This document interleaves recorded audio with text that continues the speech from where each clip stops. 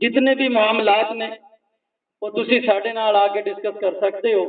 انشاءاللہ وہ معاملات نو اچھے طریقے نال پایا تکمیل تک پہنچایا جائے گا.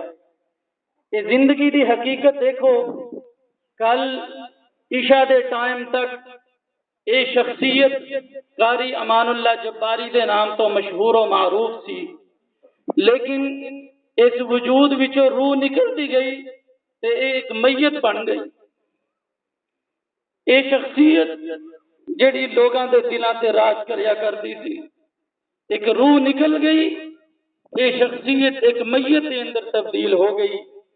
حقیقت بات ہے، اسی جدوں بھی اپنے والد صاحب دے کول بیٹھتے ہمیشہ ایک ہی نصیحت کریا کرتے کہ بیٹا ایماندار بن جاؤ، اپنے دل دے اندر ایمان پیدا کرو.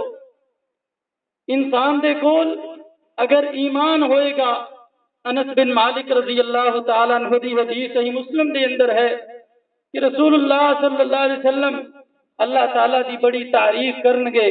اللہ تعالیٰ پوچھن گے محمد صلی اللہ علیہ وسلم کی چاہندے ہو، تہاڈا مطلب ہے؟ تو نبی پاک فرماؤن گے اے اللہ میری امت نو معاف کر دیو. اللہ تعالیٰ کہن گے کہ جاؤ جہنم دے اندر جا کے دیکھو تہاڈی امت دا کوئی بھی مرد و زن ہے، او دے دل دے اندر ایک رائی دے دانے دے برابر بھی ایمان ہے، اس شخص نو جہنم چو کڈ کے تے جنت دا مہمان بنا دے.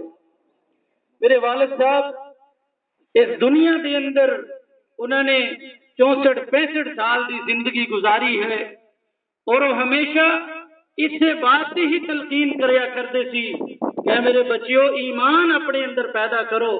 کیوں؟ ایمان دے نال ہی انسان دی آخرت سدھر سکتی ہے.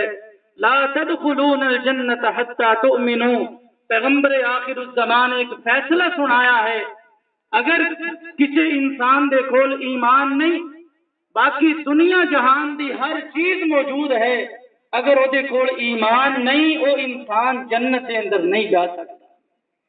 میرے والد صاحب دی یہی نصیحت میں تواڈے بھی گوش گزار کرنا چاہنا کہ اسی اپنے دلاں دے اندر ایمان پیدا کر لئیے.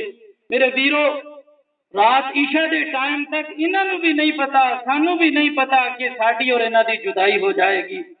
ملک الموت نو جدو اللہ تعالی حکم سنا دیندے نے لا یستأخرون ساعۃ ولا یستقدمون، او ملک الموت نہ ایک سیکنڈ جلدی کرتا ہے نہ ایک سیکنڈ لیٹ کرتا ہے.